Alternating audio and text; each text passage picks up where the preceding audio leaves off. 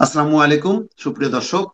স্বাগত জানাচ্ছি কথার পিঠে কথা অনুষ্ঠানে। আমি মোস্তফা ফিরোজ এবং আমার অপর প্রান্তে যথারীতি যুক্ত হয়েছেন সিনিয়র সাংবাদিক মাসুদ কামাল। মাসুদ কামাল, কালকে একটা খবর, দুই দফা যেটা বিবৃতিটা সংশোধন করা হলো, সেটা হলো যে ঐকমত্য কমিশনকে ডক্টর মোহাম্মদ ইউনূস বলেছেন ডিসেম্বরের মধ্যেই নির্বাচন হবে, সেই লক্ষ্যে যাতে সংস্কারের কাজগুলো যাতে দ্রুত করা হয়। পরবর্তীতে এটি সংশোধন করে আবার বলা হলো যে আহ, ডিসেম্বর থেকে জুনের মধ্যে আহ, মানে নির্বাচনটা হবে, সেই লক্ষ্যে যাতে তাড়াতাড়ি সংস্কার কাজ করা হবে।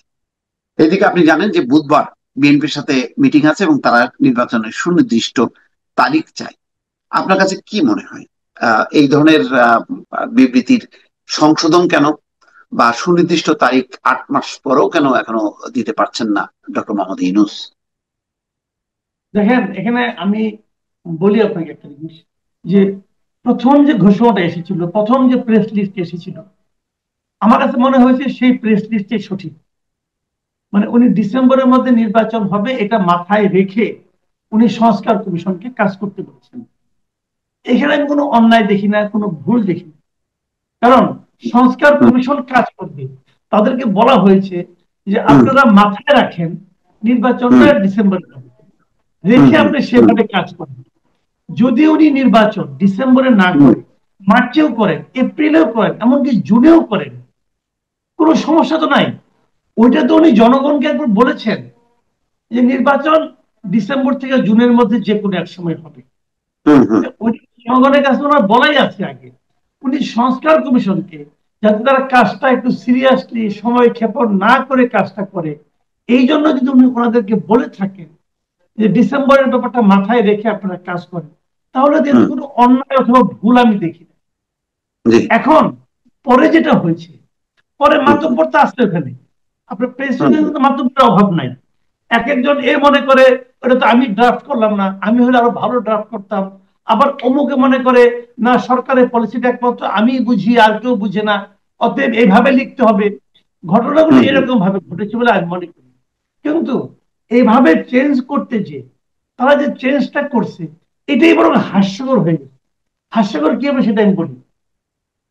আপনি সংস্কার কমিশন তাহলে এখন কোন লক্ষ্যকে সামনে নিয়ে অগ্রসর হবে? ডিসেম্বর নাকি জুন? বুঝেন, ডিসেম্বর থেকে জুনের মধ্যে ইলেকশন হবে এটা মাথায় রেখে করো। 6 মাস, তার মানে কি? অক্টোবরটা 6 মাস। 6 মাসের। তাহলে সংস্কার কমিশন কোনটাকে টার্গেট ধরবে? ডিসেম্বরকে নাকি মে কে নাকি জুনকে? যদি ডিসেম্বর টার্গেট হয় তাহলে একভাবে কাজ করবে।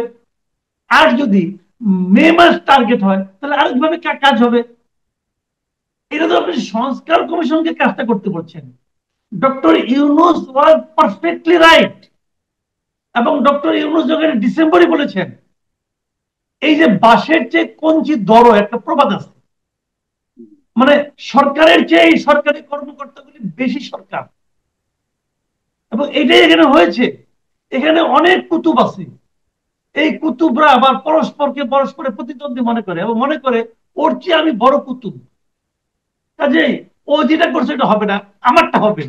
অতএব ওটা ওদেরকে নিয়ে একটা অনির্দিষ্ট সময়ের মধ্যে নিয়ে গেছে। হুম, ডিসেম্বর থেকে জুনের জন্য অনির্দিষ্ট সময়, এইটাকে কিভাবে টার্গেট করবেন আপনি আমার বুঝান তো। কাজেই এইগুলি হলো কি জানেন, মানে আমি মনে করি যে এগুলো, যে এরা যখন নিজেদেরকে মনে করে যে তারাই গভর্নমেন্ট, তাদের মনে করতে হবে দে আর সার্ভেন্ট অফ দ্য গভর্নমেন্ট। তারা পাবলিক সার্ভেন্ট, পাবলিককে বিভ্রান্ত করা তাদের কাজ না, তারা সেই কাজটা করছে। বিষয়টা যদি হয় মানে দ্রুত নির্বাচন করে, যারা মনে করে যে পুরো সংস্কারের কাজটা করা দরকার, তাহলে সেটা করলেই হয়। এখন আপনি ধরেন সংস্কার করে নির্বাচন, এটা আসলে স্ট্যান্ডার্ড টাইমটা কত, মানে কতদিন লাগতে পারে? আপনি তাহলে কি মানে অনেকটা 111-এর মতন অবস্থা হচ্ছে কিনা? দেখেন, 111 কিন্তু প্রকারান্তরে সংস্কারই ছিল। হ্যাঁ, তাদের হ্যাঁ, সংস্কার এদের সংস্কারের মধ্যে বেসিক পার্থক্যটা হলো, 111-এ তারা সংস্কারটা করতে বলছিল যার যার পার্টি, বিভিন্ন পার্টি সংস্কার কর্মসূচি নিয়ে আসছিল এবং সেটা সরকার ইমপ্লিমেন্ট করত। আর এখানে হলো সংস্কার করতেছে কতিপয় এনজিও এবং বিদেশি লোক, কতিপয় এনজিও এবং বিদেশি নাগরিক, তারা এগুলো সংস্কারের দায়িত্ব নিচ্ছে। তারা সংস্কার করে জনগণের উপর, পার্টিগুলোর উপর চাপাই দিয়ে তারা আবার বিদেশ চলে যাবে। কিন্তু আলী রিয়াজ সাহেব কি বলবে যে এই দেশ এখন স্বৈরাচার মুক্ত হয়েছে, আমি এখন এখানেই থাকবো? সে বলবে এটা? সে বলবে না। সে কি তার আমেরিকার সিটিজেনশিপ ত্যাগ করে আসছে? আসে নাই। সেখানে ভাড়া খাটতে আসছে, জাস্ট ভাড়াটে হিসেবে আসছে, বুদ্ধিজীবী হিসেবে আসছে। এখানে কাজটা একটা লামসাম একটা ভজগুটো পাকিয়ে দেওয়া, সে আবার উড়াল দিব আমেরিকাতে। সিম্পল হিসাব। মনির হায়দার থাকতে আসছে, বাস্তবায়ন করবে কে? মনির হায়দার থাকতে আসছে, থাকতে আসে নাই, মাতব্বরি করতে আসছে।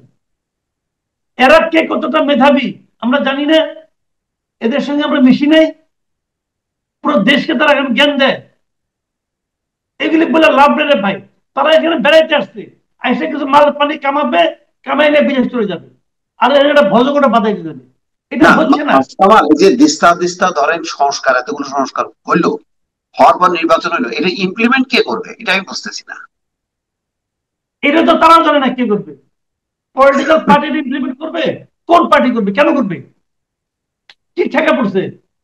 আপনি বলেন, মাহমুদুর রহমান মান্না পার্টিতে লোক কয়জন? লোক কম, কোন লোকই নেই বলতে গেলে, একদম লোক কম, একদম ছোট একটা পার্টি। সে কি আলী রিয়াজের সংশোধন মানবে? আলী রিয়াজের সংস্কার মানবে? বলবে যে তুমি তো আমার সঙ্গে আমার ক্যাবিনেটে সাহিত্য সম্পাদক ছিলা, তুমি আমার যে কি বেশি বুঝো, তোমার সেম কম বুঝি? আপনারা এই জিনিসটা বুঝান ভাই। আপনি বলেন, মান্না ভাই কি আলী রিয়াজের সংশোধন মানবে নাকি? মান্না ভাই তো বলবে যে তুমি তো আমার যে সংসদে তুমি ছিলে সাহিত্য সম্পাদক, আমি ছিলাম ভিপি, তোমার আমি কি মানুষ? হিসাব ভাই ক্লিয়ার। এগুলো অহেতুক প্রীতির আলাপ করে লাভ নাই। পলিটিক্যাল। আচ্ছা, বিএনপি, বিএনপির আছে 31 দফা। বিএনপি কে 31 দফা তুমি দেওয়ার আগে আমি দিছি।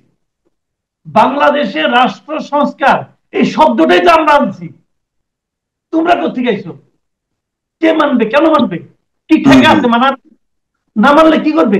আমি আপনাকে বলি, এই সরকারের উচিত বিএনপি কে সকাল বিকাল সালাম দেওয়া। বিএনপি যদি কালকে বলে যে ইলেকশন দেওয়ার জন্য বিএনপি যদি রাজনীতি আন্দোলনের নামে, এই সরকার 10 দিন টিকতে পারবে? 10 দিন টিকতে পারবে কেন বলে ডাকতে? ওদের ভাগ্য ভালো যে বিএনপি তাদের কিছু বলতেছে না। বিএনপি মাঠে নামলে খবর আছে। এবং কালকে যদি বিএনপি তারেক রহমান এসে আসে, এসে যদি বলে ইলেকশন দাও, খালি একটু করিয়ে আর কিছু করা লাগবে না। ভদ্রলোক কেন আসতে না আমি বুঝি না। উনি বহুত মহাজ্ঞানী আছে, আমি শুনেছি উনি নাকি আসতে চান। ওনার নাকি কিছু নেতা আছে এখানকার, কয়েকটা গ্রুপিং আছে, এরা নাকি চায় না সে আসুক। নানা রকম তাইলে নাই করে তারা আটকে রাখছে। কেউ কেউ আবার বলতেছে যে নির্বাচন দরকার নেই, এই ইউনূস সরকার 5 বছর থাকুক, এরকম একটা আওয়াজ কিন্তু আছে সোশ্যাল মিডিয়া থেকে শুরু করে। যারা নাকি এখান থেকে সুবিধা পাচ্ছে, তারা এই আওয়াজ মার্কেটিং করতেছে। ওইখান থেকে একটা ফোন করলে পরে কাম হয়ে যায়।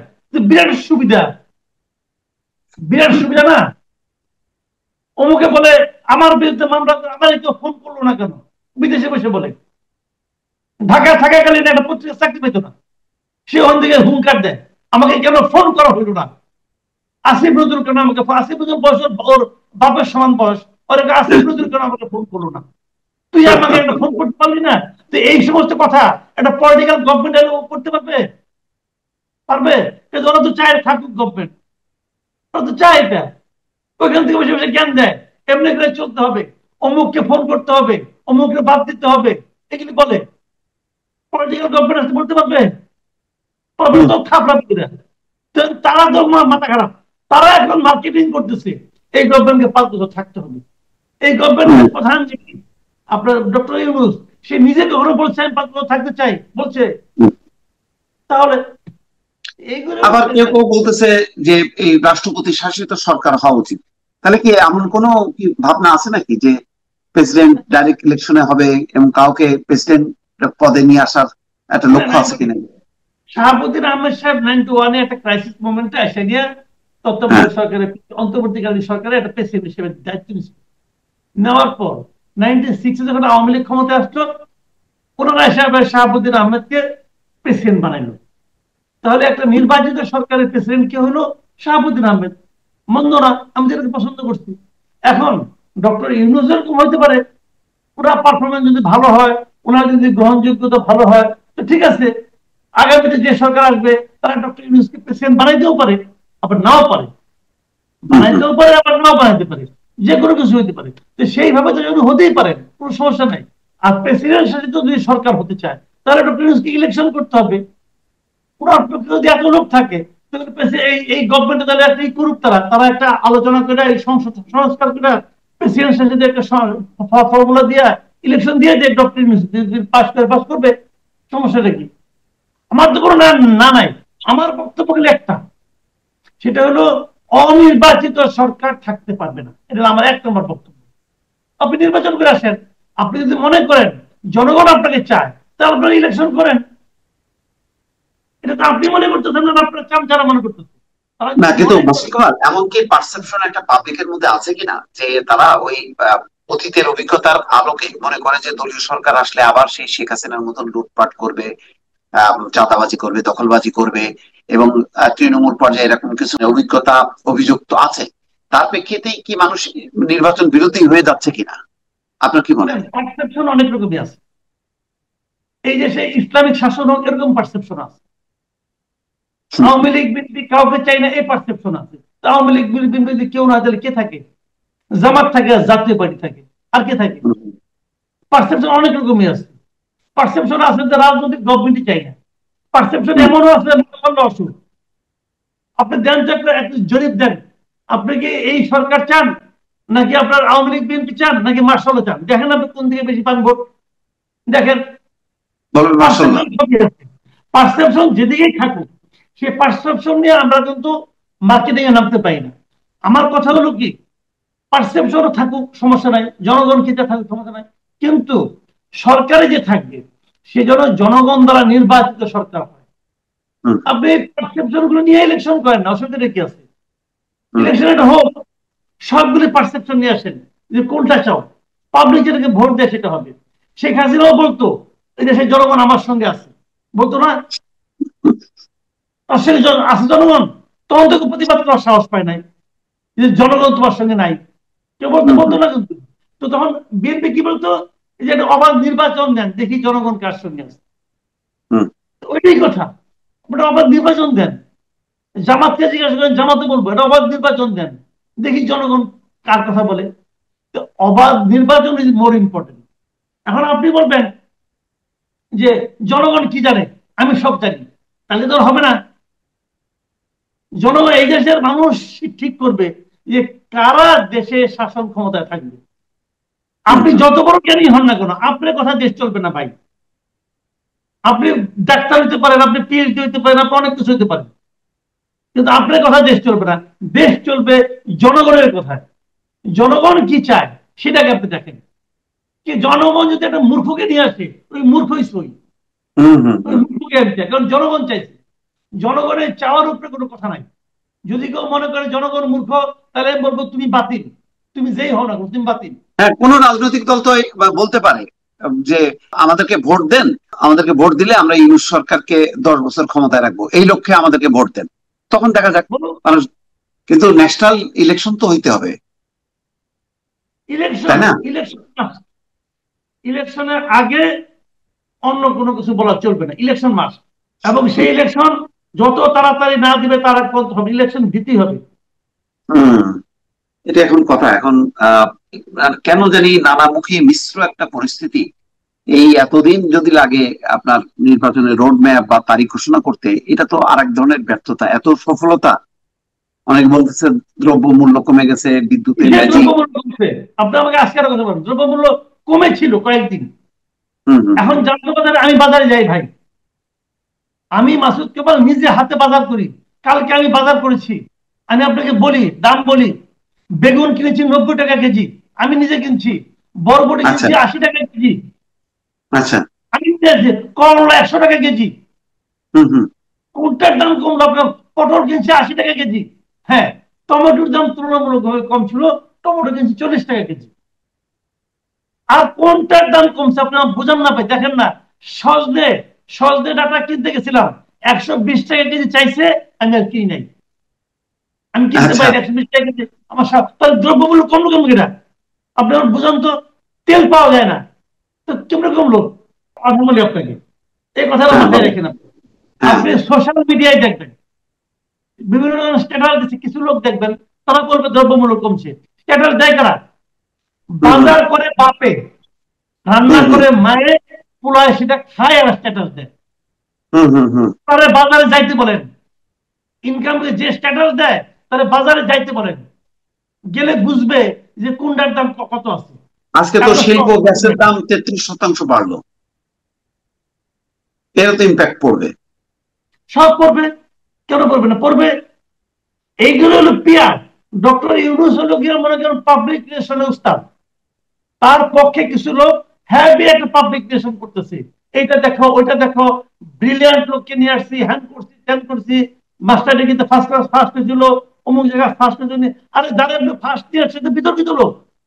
এই যে আপনি বলেন আমেরিকার এক নাগরিক খলিলুর রহমান, তারে দিয়ে দিচ্ছেন আপনি জাতীয় নিরাপত্তা উপদেষ্টা এবং প্রতিরক্ষা মন্ত্রণালয়ে দিচ্ছেন দায়িত্বপ্রাপ্ত ব্যক্তি বানিয়েছেন ইয়ে ডক্টর ইউনূসকে হেল্প করার জন্য। একটা বিদেশি লোক, আমেরিকান পাসপোর্টধারী ব্যক্তি আমার প্রতিরক্ষা মন্ত্রণালয়ের সমস্ত গোপন তথ্য জেনে যাচ্ছে। হুম হুম এটা পৃথিবীর কোন দেশে সম্ভব? পৃথিবীর কোথাও সম্ভব এটা? হুম হুম হুম। আমাদের হেল্প রাইট। করে করা, কেন করা হবে? কেউ কিছু প্রশ্ন করবে? যদি প্রশ্ন করে তাহলে বলবে কি খলিলুর রহমান কত বড় মেধাবী দেখেন। আরে মেধা দিয়ে আমি করবো নাকি? এই মেধা আমার দেশে এত বছর ছিল না কেন? এই মেধা ভারতীয় আমার এত নাগরিক বছর ছিল না কেন? কম ছিল, এখন সবাই নেমে যেত রাস্তায়। হ্যাঁ। দর্শক শুনছিলেন, মূলত আমাদের ইস্যু ছিল আজকে নির্বাচনের তারিখ ঘোষণা নিয়ে। এই যে একটা দ্বিধাদ্বন্দ্ব, প্রথমে ডিসেম্বরের মধ্যেই সংস্কার কাজ, কেন ডিসেম্বর নির্বাচন, তারপর আবার চট করে চলে গেল সে আবার ডিসেম্বর থেকে জুন। এটার একটা মানে অনিশ্চিত গন্তব্য বলে বিএনপিও মনে করছে, এবং তারা সেই তারিখটা জানার জন্য বুধবার যাবে, ডক্টর মোহাম্মদ ইউনূসের সঙ্গে বৈঠক করবে। তো দেখা যাক বৈঠকে কি ফলাফল হয়। তবে একটা নির্বাচনী রোডম্যাপকে ঘিরে রাজনৈতিক অঙ্গনে একটা উত্তেজনা বা উত্তাপ আহ, ছড়াতে পারে, এমন আশঙ্কা করছেন কেউ কেউ। দর্শক, আজকে এই পর্যন্তই। ভালো থাকবেন। আল্লাহ হাফেজ।